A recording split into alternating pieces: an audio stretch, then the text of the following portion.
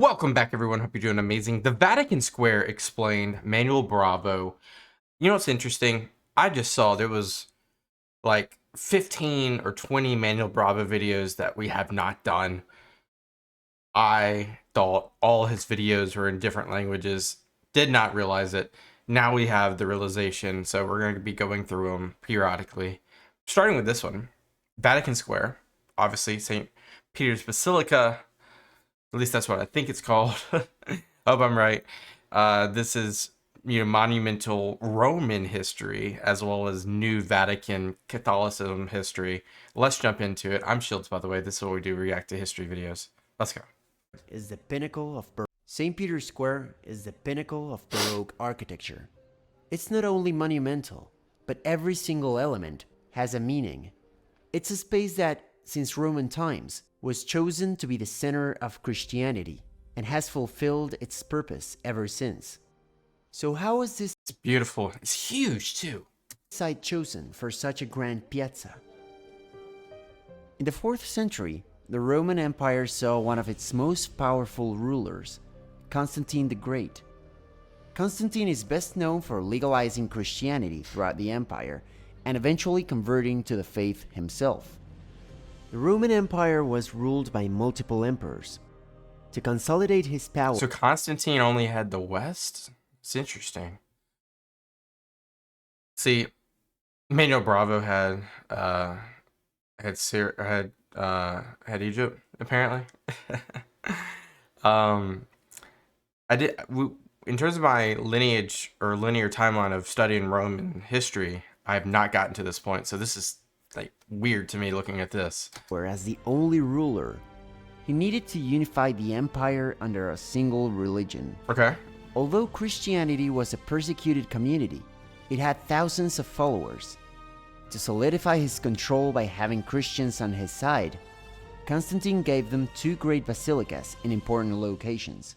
The first was St. John Lateran, built on the site of the barracks of his opponent, Maxentius, which Constantine destroyed after defeating him at the Battle of Milvian Bridge. The second was the I've heard about that battle though. Vatican Necropolis, the burial place of St. Peter, traditionally regarded as the founder of the Roman Christian community, the first pope, and one of the pillars of the church. This site became the location of St. Peter's Basilica. Thus, Constantine's conversion was likely more of a political strategy than a matter of faith. Well, of course, right? But there's probably some theological reasons as well. The old Basilica of St. Peter, the one built by Constantine, had a courtyard with a fountain surrounded by a colonnade that was originally built alongside the basilica. It was not really a public square, but rather a space used for ritual purposes before entering the basilica. However, before entering this courtyard, there was a sort of small square which was actually a residual space resulting from the organic layout of medieval Rome. So it wasn't really a planned space with any specific purpose.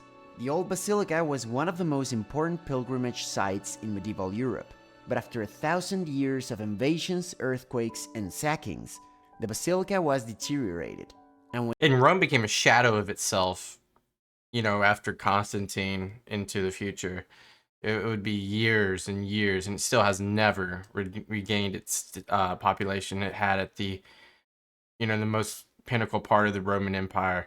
And that makes sense, right? Because we've spread out. There's no reason to centralize to one city like that. However, you can disagree with that and say, look, there's some Chinese cities and Japanese cities and Mexico City and so other places that have that population that would rival Rome in terms of per capita at this point. When it could no longer be maintained, Pope Julius II decided to tear it down and build a new church on its place, one that would be larger, more majestic, and worthy of the entire Christendom. So the construction of the basilica that we see today began in 1506. Okay, so it's about 500 years old. Several master architects, some of the greatest of the Renaissance, were involved in its construction. The process took over 100 years, and the architects changed not because they were inadequate, but because they kept dying before the building was completed. And we see that happening so many times. I mean, just think about all the crazy construction projects that went on through medieval times to modern day. And that's usually kind of like what we see. If there's like a huge structure that was finished in the last 100 years, if it was in, depending on where it's at and what the structural style is, it could take hundreds of years, hundreds and hundreds of years. And, you know, that's like each 100 years is 3 generations itself. So just imagine how many generations have gone through some of these places. The last master architect in charge of the basilica was Gian Lorenzo Bernini, who also designed the piazza in front of the building. It's really nice. I mean, he could have gone for a square, but he went with this like oval. Pope Alexander VII, who became pope after the basilica was completed, suggested the elliptical shape for the piazza, inspired by the recently finished Piazza Navona, where you have these infinite perspectives, very characteristic of Baroque architecture. Bernini designed 2 colonnades that enclose the elliptical space. By the way, the Baroque architectural style of St. Peter's Basilica is also very prevalent in other places, obviously, like Paris, London, and so many other places. So, but it just it's to a T here. It is to a T here. Just the detail, the 4D aspects of that architecture is just amazing. Symbolizing, according to him, the arms of the Mother Church embracing Christianity. Each colonnade has 3 aisles, a large central one for carriages and 2 smaller ones on the sides for pedestrians. In total, there are 284 columns. Bernini used the simplest and least ornamented order for the columns, that is, the Tuscan order, deliberately avoiding the more elaborate Corinthian style used on the basilica's facade. This decision was made to ensure that the colonnades did not overshadow the facade, thus maintaining the visual hierarchy and emphasizing the importance. I mean, god dang, that's just amazing detail. Like, you look everywhere you look, the marble, like marbling of those columns, the intricate archways, the balcony underneath, unbelievable. Of the basilica's entrance. Attached to the elliptical piazza, Bernini designed a trapezoidal space to soften the intrusive effect of the platform and staircase that led to the basilica's entrance. This design redirects the viewer's gaze to the facade of the basilica. The platform was designed for the Pope to... I mean, that's a ton. Look how, like, this place is filled up during, like, papal announcements. Like, who's the new Pope? Recently this year, they did that.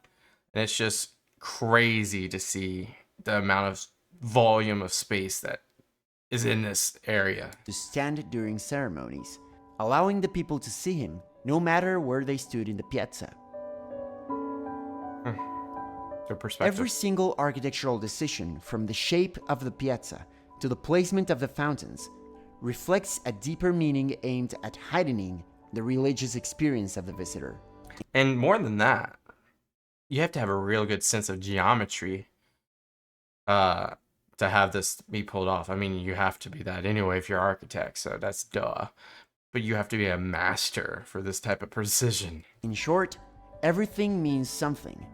The central obelisk, for example, symbolized the church's power to reclaim and repurpose pagan symbols from the Egyptian and Roman religions into... Okay. This means that we can take it all. Okay. Christian symbols. Bernini used the 40-meter tall obelisk, which had been placed in front of the basilica 70 years earlier, as the central element that dominates and organizes the space. Is this obelisk new or is it repurposed? Because he said it was repurposed. What was the original use of it? He also incorporated the fountain north of the obelisk, built by his predecessor, Carlo Maderno, by placing an identical fountain on the opposite side.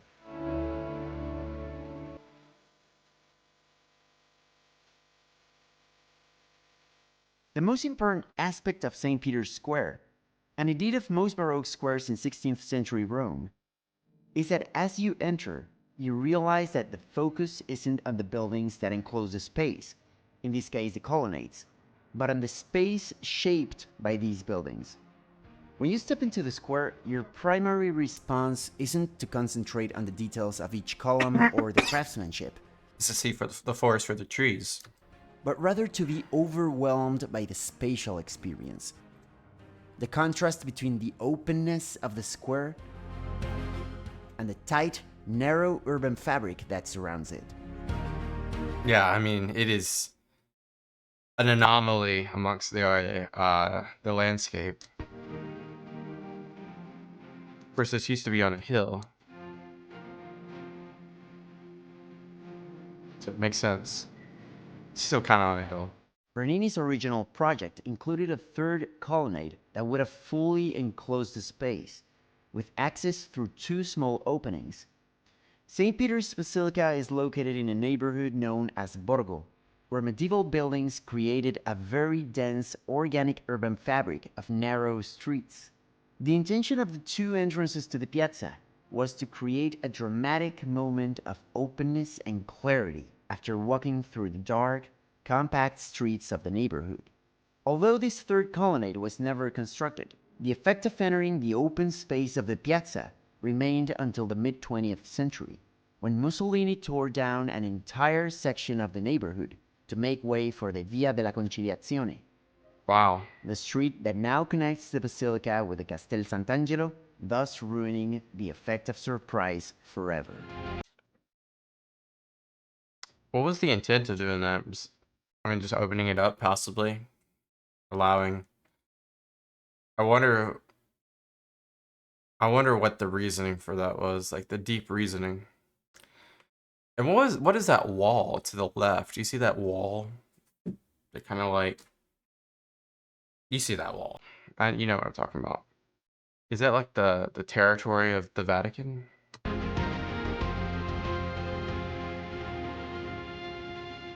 Despite the original effect being lost, the new wide open street offers a view that did not exist before. From this vantage point, you can read the facade of the basilica as it was originally intended by Wow. Michelangelo, with the dome visible and integrated into the design of the facade, allowing you to understand both the dome and the front of the building as one thing. There's also a section in the new street, just before arriving at the piazza, where you can see the entire facade framed in view by the buildings. This is one of the best spots to contemplate the basilica. Beautiful. The birds really just add to the ambiance. It's interesting how the original design concept for the basilica was a very Renaissance concept. The first architect in charge, Donato Bramante, designed a centralized plan church based on proportion, symmetry, and symbolism, and Michelangelo's design more or less followed the same concepts. A very static church. Interesting stuff, though. Was it at any possible? I mean, I'm not trying to. It doesn't look like it, but what other big buildings? I'm thinking like the Hagia. What other big buildings possibly inspired this? Surrounded by a very static courtyard. But when the basilica was finished 100 years after it was started, Bernini had transformed the concept to a far more dynamic and dramatic space.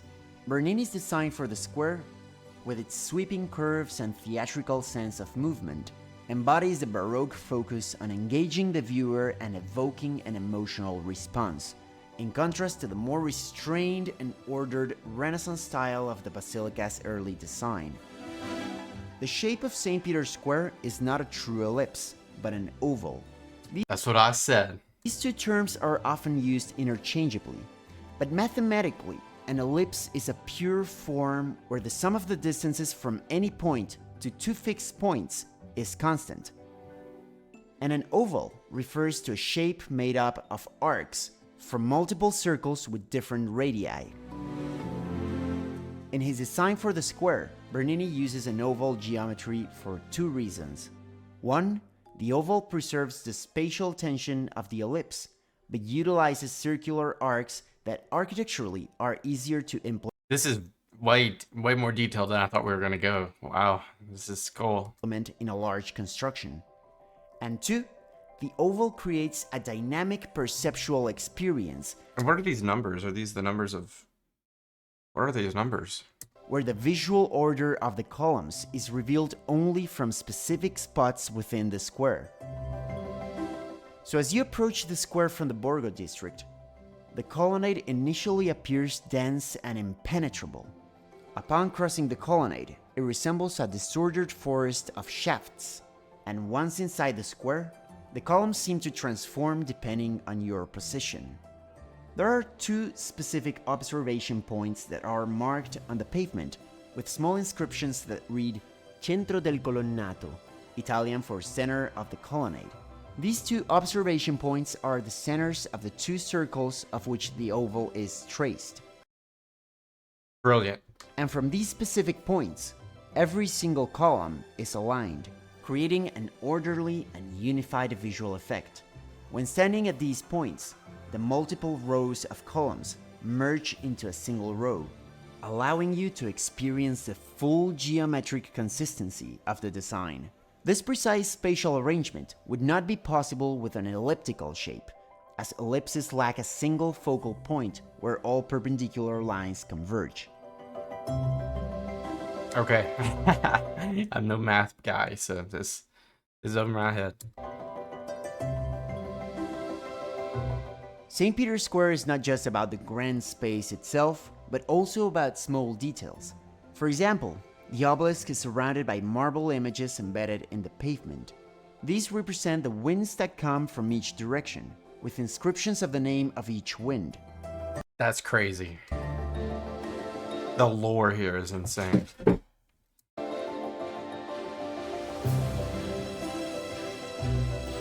You'll see several straight lines in the pavement, connecting the obelisk to 7 marble discs. These discs are part of a sundial.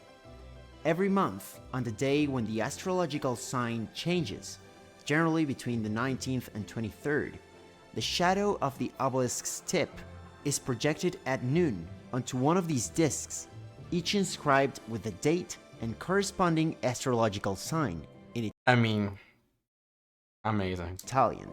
Amazing. Latin inscriptions are spread throughout the piazza. Most of these inscriptions bear the name of the popes who completed specific parts of the complex. Pontius Maximus, yeah. But some go beyond just names and convey much deeper messages. You gotta know Latin. On the facade of the basilica, you can see 2 clocks. The one on the left displays the current time, while the one on the right, known as the Italian clock, shows solar Italian time, which begins counting at sunset and completes the 24th hour at the following sunset. Interesting. I did not know that. Did not even know there was a Roman solar time.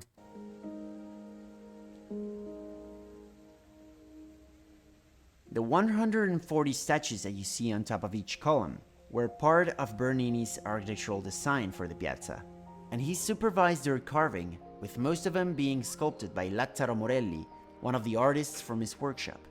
Each of them is about 3 meters tall, and they depict saints and martyrs from the Catholic Church, Wow. symbolically watching over and protecting the pilgrims gathered in the square. The detail. And they're not like the same statue either. They're all different.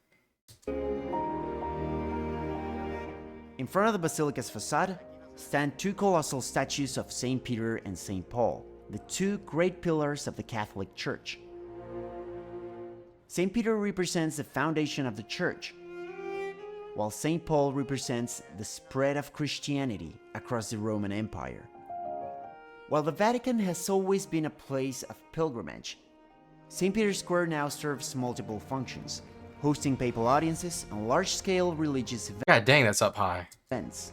Its design not only accommodates large gatherings, but also creates a powerful spiritual experience for visitors. From the Oh yeah, especially if you're in the Catholic faith. Really, mainly the Catholic faith, but really any Christian version of that. This is probably like it's just amazing to be in the presence of. Just those names alone, like Saint Peter, Saint Paul, just titans in the faith. symbolic embrace of the church to the dramatic spatial transitions, the square reflects the Catholic Church's desire to convey power, unity, and transcendence.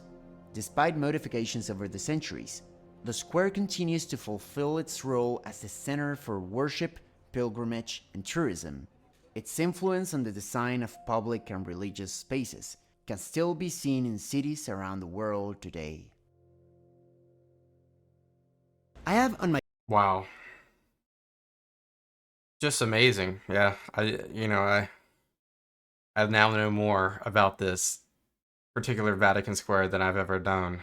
Go give a subscription to Manuel Bravo if you haven't. He's got a lot of these videos. Which one should we do next? Let me know. Have you ever been to the Vatican? Also let me know. How was it? Were you starstruck? Were you overwhelmed? Were you underwhelmed? It's just that it's kind of its own thing, but it's really part of Rome. I know that might not make people happy, but it's really part of Rome. I mean, if you know the history, it's a con or it's not conclave. Is it conclave? Enclave? I forget my terms. It's an island in Italy for sure. It's its own nation, you know. But it's in Rome. Come on, this is Rome. So you can't go to Rome without going to the Vatican. Thank you guys for being here. Hope you have a good rest of your day, and bye bye.